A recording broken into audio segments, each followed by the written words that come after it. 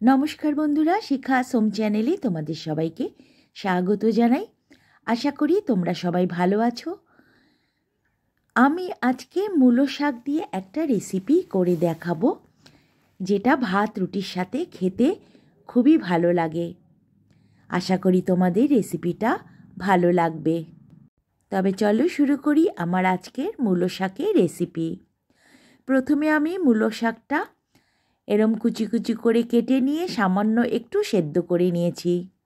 এবার এর মধ্যে আমি একটা পেঁয়াজ কুচি দিয়ে দিলাম, 3-4 কোয়া রসুন কুচি দিলাম,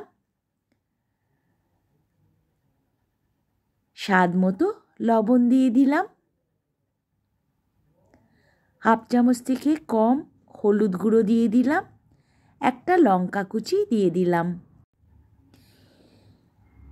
1 চামচ থেকে একটু কম চিনি দিলাম, একটু গরম মশলার গুঁড়ো দিলাম, একটু গোলমরিচের গুঁড়ো দিলাম, আর 2 চামচ আমি চালের গুঁড়ো দিয়ে দিচ্ছি।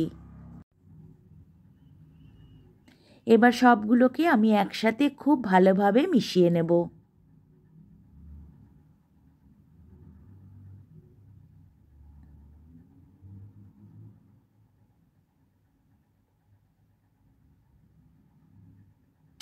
এবার আমি ফ্রাই প্যানে 1 চামচ সর্ষের তেল দিয়ে দিলাম।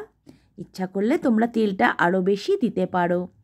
তেলটা গরম হয়ে গেছে, আমি এবার মূলো শাকটা এর মধ্যে দিয়ে দিলাম। এবার এটাকে আমি খুব ভালো করে আগে ভেজে নেব।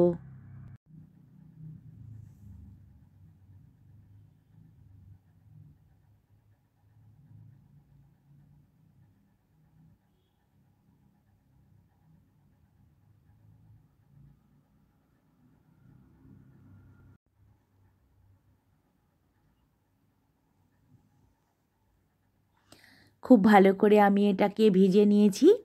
এবার এর মধ্যে আমি একটা ডিম দিয়ে দেব।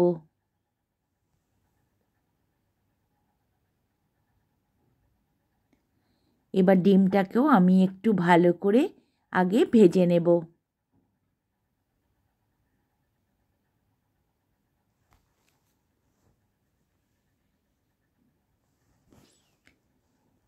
এবার মূলো শাকের মধ্যে ডিমটাকে ভালো করে মিশিয়ে আমি আবার একটু ভেজে নিচ্ছি।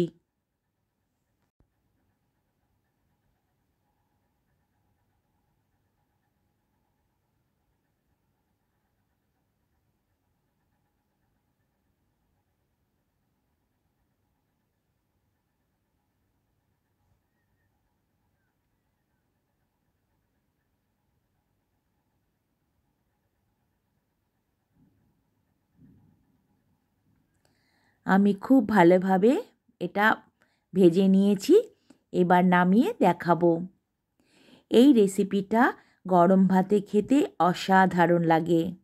অবশ্যই এই রেসিপিটা একবার তৈরি করে খেও এবং মূলো শাক ফেলে না দিয়ে এইভাবে বানিও, দেখবে খুব ভালো লাগবে। তবে আজকে আসি, সবাই ভালো থেকো, সুস্থ থেকো, টাটা।